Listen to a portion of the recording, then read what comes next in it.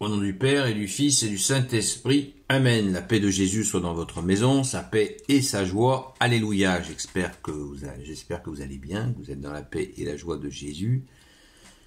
Eh bien, nous sommes lundi 21 juillet, la veille de la fête de Sainte Marie-Madeleine. Pensons-y, n'oublions pas que c'est demain. Pour ceux qui ne sont pas au courant, je fais partie d'un groupe catholique qui s'appelle les Amis de Sainte Marie-Madeleine, comme c'est écrit ici. Nous lisons le Saint-Évangile selon saint Matthieu, chapitre 12, versets 38 à 42. Que ta parole, ô Jésus, rentre dans mon esprit, que ma bouche proclame ta parole et que mon cœur l'accueille. Amen. Alléluia. À ce moment-là, des maîtres de la loi et des pharisiens prirent la parole pour lui dire « Maître, fais-nous donc voir un signe miraculeux !» Jésus leur répondit « Génération mauvaise et adultère, vous réclamez un signe, mais vous n'en aurez pas d'autre que le signe du prophète Jonas.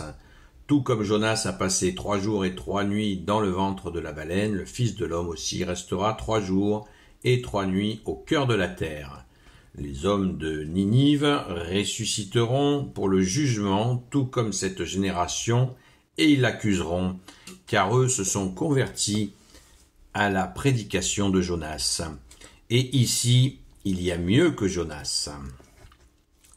La reine du Sud ressuscitera pour le jugement avec cette génération, et elle l'accusera, car elle-même est venue du bout du monde pour entendre la sagesse de Salomon, et ici, il y a mieux que Salomon. Merci Jésus pour ta parole. Alléluia. Eh bien, on est encore rempli de joie par ta grâce, ô Jésus, à lire ces paroles qui nous donnent vraiment une grande joie. On est toujours dans ce contexte où Jésus est harcelé par les maîtres de la loi, les pharisiens, qui veulent absolument, qui ne reconnaissent pas Jésus comme le Messie, tant attendu, pourtant annoncé il y a plus de 700 ans par Isaïe, mais non, il continue à l'emmerder, pour parler poliment. Et Jésus pourtant a des mots sévères, génération mauvaise et adultère. Voilà. Vous n'aurez pas de signe. Jésus qui est Dieu, il est en face d'eux, il fait des miracles, attire l'arigot, et les mecs, donne-nous un signe. Alors en plus, il y a une perfidie derrière cette idée de donner un signe. Ça va très loin en fait. Leur haine de Jésus va tellement loin, c'est affreux. En fait, c'est désaffreux. Pourquoi? Parce qu'ils demandent un signe énorme, genre, je sais pas, une manifestation du ciel, etc., qui fasse un tel bouleversement dans le peuple, qui crée un trouble, une émeute. Et une émeute sous occupation romaine, ça veut dire quick pour tout le monde. Donc, il y a une perfidie là-dedans. Il y a vraiment un truc vraiment moche dans cette démarche. Et Jésus leur rit au nez, gentiment, mais il leur rit au nez. Vous n'aurez que dalle, pas de signe. Jésus fait des miracles avec progressivement, parcimonie, il en fait énormément. Ils n'ont qu'à croire, ils ne veulent pas croire parce qu'ils sont dans la rage, ils ont la haine, parce que Jésus les a démasqués dans leur captation de la religion pour en faire leur propre outil de pouvoir et de domination sur le peuple. Jésus les a grillés, démasqués. Alléluia, merci Jésus. Donc, Jésus leur précise même le programme au verset 40. Tout comme Jonas a passé 3 jours et 3 nuits dans le ventre de la baleine, le Fils de l'homme aussi restera 3 jours et 3 nuits au cœur de la terre. Jésus annonce sa mort et sa résurrection. Il leur donne l'information, les fait réfléchir. Ça n'a pas l'air de trop fonctionner. Peut-être certains d'entre eux ont compris. C'est bien possible. Alors Jésus annonce encore, il leur explique que Ninive s'est convertie, les villes se sont converties et que eux continuent à refuser de se convertir. La conversion, c'est quitter leur pouvoir, comme je viens de l'expliquer, leur prise de pouvoir sur la religion, revenir à l'humilité. C'est ce que Jésus leur demande. Il leur demande une conversion. Dans une autre séquence d'évangile, Jésus dit, si vous ne vous convertissez pas, vous périrez. Voilà, c'est là. Changez d'attitude, les gars. Jusqu'à prendre, donc, il explique qu'il va mourir et ressusciter le 3e jour à travers cet exemple de Jonas. Enfin, l'exemple que tu nous donnes, bien-aimé Jésus, de cette reine du Sud qui est venue de si loin pour trouver l'alliance avec Dieu.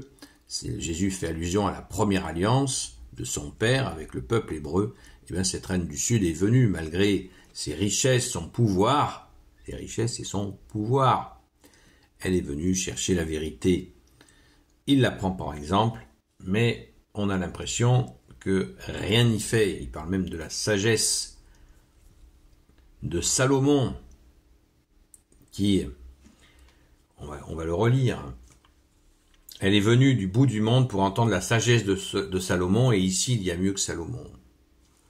Et Jésus dit aussi qu'il y a mieux que Jonas. Au verset 41, il y a mieux que Jonas, il y a mieux que Salomon. On revient toujours à la même posture.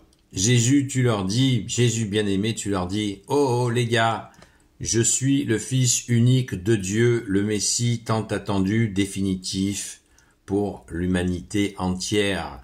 Et je suis là devant vous. Et il y a plus que le prophète Jonas. Il y a plus que le grand Salomon face à vous. Je suis Dieu face à vous. Et vous continuez à faire les marioles. Vous continuez à me provoquer alors que je suis Dieu devant vous. Mais ça rentre pas. Ça rentre pas. Vous savez, quand l'orgueil est là, ça passe pas.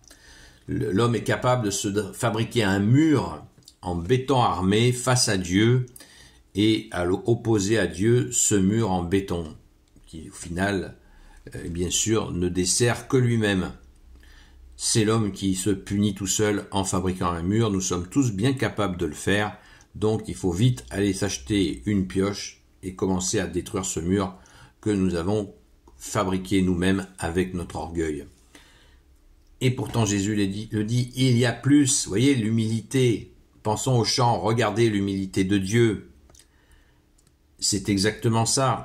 Jésus leur dit, il y a plus que Jonas, il y a plus que Salomon devant vous. Et Jésus, à l'heure où je parle, il est là avec nous. Il est au milieu de nous. Il ne demande qu'à être en cœur à cœur avec lui. Rien n'a changé, Jésus est présent au milieu de nous. Le royaume s'est fait tout proche, c'est la phrase la plus répétée de l'Évangile, et Jésus continue à se faire tout proche parce qu'il veut ramener le maximum de brebis à son Père, notre Père. Amen. Pensons-y et soyons dans la joie et même dans l'allégresse, car dans la Sainte Église catholique que tu as fondée, ô Jésus, nous avons l'allégresse qui n'existe nulle part ailleurs, cette fameuse allégresse. Merci Jésus, alléluia. Gloire soit au Père et au Fils et au Saint-Esprit, maintenant et toujours et pour l'éternité. Amen. Ô Jésus, toi qui peux tout et qui porte tout, toi le Sauveur, toi l'Emmanuel, je te confie toutes celles et ceux qui regarderont cette vidéo, ainsi que leurs proches, selon ta seule volonté, ô Jésus. Sainte Marie, Reine des cieux, toi l'Immaculée Conception, toi qui écrases le serpent, toi qui as la lune sous tes pas, toi notre Mère, Notre-Dame, Saint Joseph, toi le juste et le saint, toi le sage, toi la terreur des démons, toi le saint gardien de la Sainte Église catholique apostolique, Sainte Marie-Madeleine, notre chère Sainte Patronne, que nous fêtons demain, et vous, tous les saints et saintes, amis de toi Jésus, Saint Michel Archange, Saint Gabriel Archange, Saint Raphaël Archange, et vous tous les anges qui te servent au Jésus, je vous confie toutes celles et ceux qui regarderont cette vidéo, ainsi que leurs proches, selon ta seule volonté, ô Jésus. La paix de Jésus soit dans votre maison, je vous souhaite une belle journée dans la paix et la joie de Jésus. On se retrouve ce soir à la grâce de Jésus sur la chaîne Seul Jésus Sauve à partir de 20h jusqu'à 22h. Donc préparez vos questions à l'avance, ce sera bien mieux. Et n'oublions pas que c'est un temps de prière, un temps aussi de prière pour toutes celles et ceux qui viennent crier au secours vers toi, ô Jésus. La paix de Jésus soit dans votre maison. À très vite.